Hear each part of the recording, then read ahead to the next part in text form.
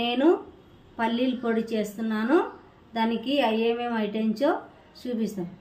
1 cup పల్లీలు, 2 స్పూన్లు జీలకర్ర, ఒక 10 వట్టిమిరపకాయలు, ఒక తెల్లగడ్డ ఒలిచి అయినా వేసుకోవచ్చు, ఒలుచుకోకుండా పుట్టి తీయకోకుండా కూడా వేసుకోవచ్చు.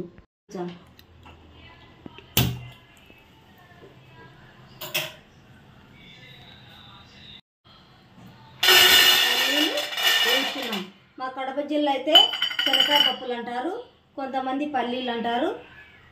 సన్న మంట మీద వేయించుకోవాలి.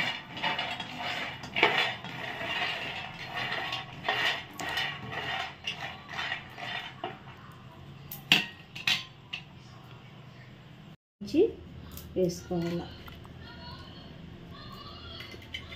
కట్ చేసుకొని ఇలా వేసుకుంటే దీంట్లో ఉండే విత్తనాలు కూడా ఏగుతాయి.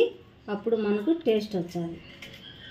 చించుకోకుండా వేసుకున్నామనుకో దీంట్లో విత్తనాలు ఏగవు,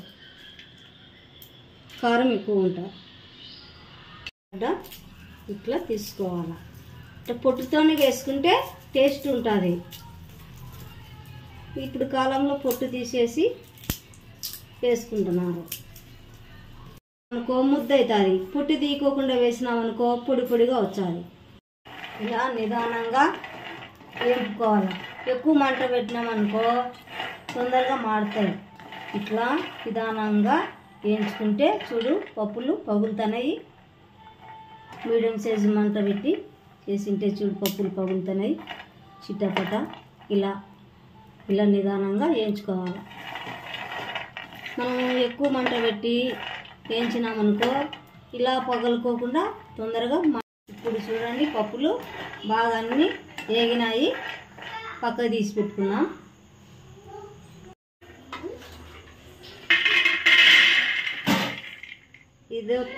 ఇదే ప్యాన్లో మనము ఎండుమిర్చి వేసుకుందాం.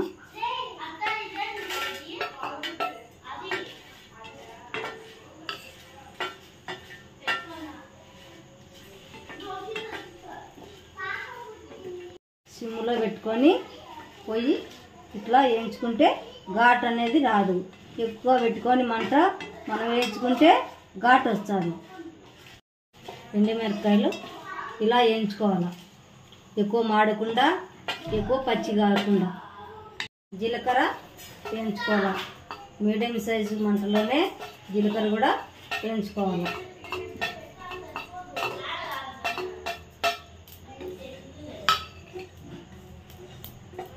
ఇది జీలకర్ర ఎక్కువగా మాడవద్దు, చేదు వచ్చాది.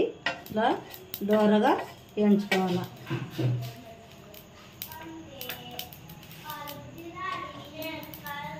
మీకు మిక్సీకి వేసి చూపించా. నేను తీసేస్తాను. కొంతమంది తీయకుండా కూడా వేసుకుంటారు. నేను వేసి పైన పొట్టంతా తీసుకొని వచ్చినాను. ఇప్పుడు మిక్సీకి వేసా. ఒక నిమిషం. వట్టిమిరపకాయలు ముందు వేసుకోవాలా, మళ్ళా పప్పులు వేసుకోవాలి. శనగకాయ పప్పులు. ఇంత రాళ్ళు ఉప్పు వేసుకుంటాను.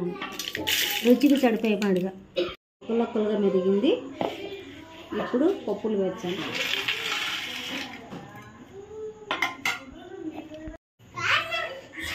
పప్పులు మిర్చి కొట్టాను. ఇప్పుడు తెల్లవాయలు వేసాను.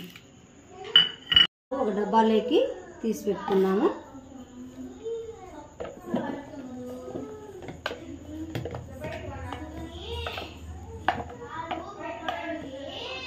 తీసి పెట్టుకున్నాము. మనకు ఎన్ని రోజులున్నా కూడా ఈ శనగకాయల పొడి అనేది చెడిపోదు. బాగా వేడన్నంలోకి నెయ్యి వేసుకొని తింటే బాగుంటుంది.